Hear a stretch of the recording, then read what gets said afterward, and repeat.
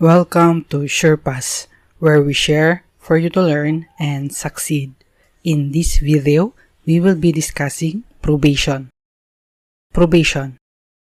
It is a disposition under which a defendant, after conviction and sentence, is released subject to conditions imposed by the court and to the supervision of a probation officer. Sa madaling sabi, ang probation ay isang paraan ng pagpapalaya na may kontrol at gabay na nagbibigay ng pagkakataon sa akusado na magsimula muli sa lipunan habang pinanatili ang pananagutan sa ilalim ng batas. Probation shall suspend the execution of principal penalty of imprisonment and accessory penalty of disqualification, but not the implementation of the civil aspect of the judgment. Ang probation ay nagpapahinto sa pagpapatupad ng pangunahing parusa ng pagkakakulong at pati na rin sa karagdagang parusa ng disqualification, tulad ng pagkawala ng karapatang bumoto o humawak ng posisyon. Ngunit hindi nito pinahihinto ang pagpapatupad sa sibil na aspeto ng hatol. Magbabayad pa rin siya ng danyo sa biktima kung mayroon at fine sa korte. Nature of probation. Probation is a mere privilege and its grant rests solely upon the discretion of the court. It is exercised primarily for the benefit of the organized society and only incidentally for the benefit of the accused. The grant of probation is not automatic or ministerial. Sa madaling sabi, ang hukuman lamang ang may kapangyarihang magdesisyon kung nararapat bang bigyan ang isang nahatulan ng probation. Pag yung accused nag-file ng probation, anong mangyayari? A judgment of conviction becomes final when the accused files a petition for probation. However, the judgment is not executory until the petition for probation is resolved.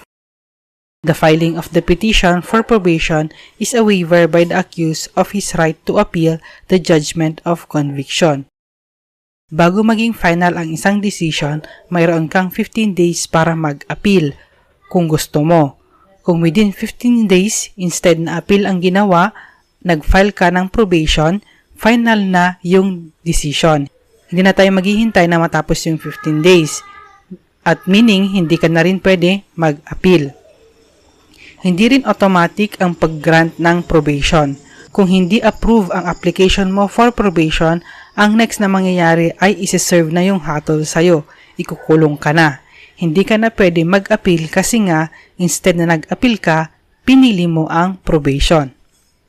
When a judgment of conviction imposing a non-probationable penalty is appealed or reviewed and such judgment is modified through the imposition of a probationable penalty, the defendant shall be allowed to apply for probation based on the modified decision before such decision becomes final. This notwithstanding, the accused shall lose the benefit of probation should he seek a review of the modified decision which already imposes a probationable penalty. Dito naman, sa lower court, yung hatol sa'yo ay hindi pasok sa probation. Necessarily, hindi ka mag-a-apply for probation. Instead, i-a-appeal mo yung case mo. Kung sa higher court, pinalitan ang hatol sa'yo ng mas mababa at qualified ka na sa probation, pwede ka nang mag-apply ng probation. Ngunit, despite na binabaan na yung hatol sa'yo, nag-appeal ka pa rin sa mas mataas na korte at yung court na yon ina-affirm o hindi binago yung hatol, hindi ka na pwedeng mag-apply ng probation. Kung mabigyan ka ng probation, may mga conditions na kailangan mong sundin at ito ang mga iyon. Every probation order issued by the court shall contain conditions requiring that the probationer shall first, present himself to the probation officer designated to undertake his supervision at such place as may be specified in the order within 72 hours from receipt of said order. Second, report to the probation officer at least once a month at such time and place as specified by said officer. Third, the court may also require the probationer to cooperate with the program of supervision, meet his family responsibilities, devote himself to a specific employment, and not to change said employment without the prior written approval of the probation officer. Undergo medical, psychological, or psychiatric examination and treatment, and enter and remain in a specified institution when required for that purpose. Pursue a prescribed secular study or vocational training. Attend or reside in a facility established for instruction, recreation, or residence of persons on probation.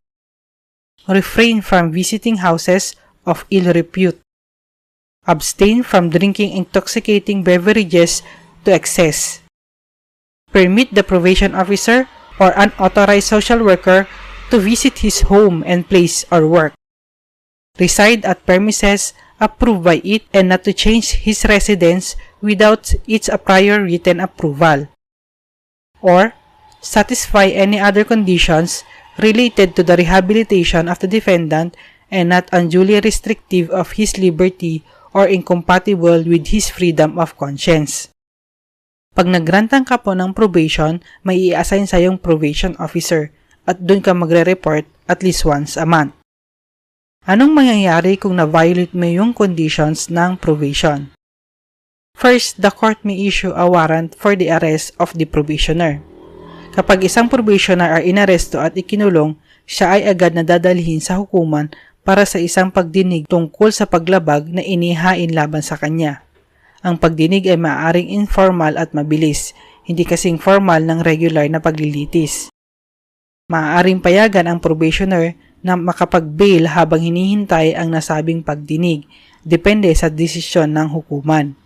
Sa madaling sabi, hindi otomatikong nawawala ang probation, pero may proseso upang masuri ang paglabag bago ipagpatuloy ang parusa. Second, if violation is established, the court may revoke his probation or continue his probation and modify the conditions thereof. If probation is revoked, the probationer shall serve the sentence originally imposed. Kapag napatunayan ang paglabag ng probationer, ang hukuman ay maaaring gumawa ng isa sa mga sumusunod. Una, i-revoke ang probation. Ibig sabihin, tatanggalin ang pribilehiyo ng probation at ang probationer ay ipapasok sa bilangguan. Pangalawa, ipagpatuloy ang probation at baguhin ang mga kondisyon nito. Maaaring ibago o dagdagan ang mga kondisyong habang nanatili sa probation. Gaano naman katagal ang probation? The period of probation of a defendant sentenced to a term of imprisonment of not more than 1 year shall not exceed 2 years, and in all other cases, said period shall not exceed 6 years. Para sa isang akusado na nahatulan ng pagkakakulong ng hindi hihigit sa 1 taon, ang panahon ng probation ay hindi dapat lumagpas ng 2 taon. Para sa lahat ng iba pang kaso, ibig sabihin pagkakakulong ng higit sa 1 taon, ang panahon ng probation ay hindi dapat lumampas sa 6 na taon. When the sentence imposes a fine only and the offender is made to serve subsidiary imprisonment in case of insolvency, the period of probation shall not be less than nor to be more than twice the total number of days of subsidiary imprisonment. Kapag ang hatol ay nagpataw lamang ng multa at ang bilanggo ay kailangang magsilbi ng subsidiary imprisonment kapag hindi makabayad, ang panahon ng probation ay hindi dapat mas mababa o mas mataas sa 2 beses ng kabuuang bilang ng araw ng subsidiary imprisonment. Halimbawa, kung ang subsidiary imprisonment ay 30 araw, ang probation dapat ay hindi bababa sa 30 araw at hindi lalampas sa 60 na araw. Hindi lahat ay pwede mag-apply ng probation. Sino ang mga disqualified? First, those sentenced to serve a maximum term of imprisonment of more than 6 years. Second, those convicted of any crime against the national security. Third, those who have previously been convicted by final judgment of an offense punished by imprisonment of more than 6 months and 1 day and or a fine of more than 1,000 pesos. Fourth, those who have been once on probation under the provisions of the decree. Ibig sabihin, once lang pwede i-grant ang probation. Fifth, those who are already serving sentence at the time the substantive provision of the decree become applicable. And 6, those convicted of violation of the revised election code. Pag natapos na yung probation, anong mangyayari? First, the case is deemed terminated. Ang kaso ay tinuturing ng natapos. Ibig sabihin, wala nang nakabinbing usapin sa hukuman tungkol sa hatol.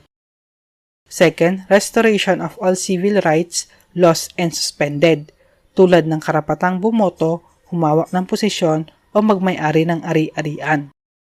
Third, fully discharges liability for any fine imposed. Ganap na natatanggal ang pananagutan para sa anumang multa na ipinataw. Hindi na kailangan pang bayaran ang fine na bahagi ng hatol.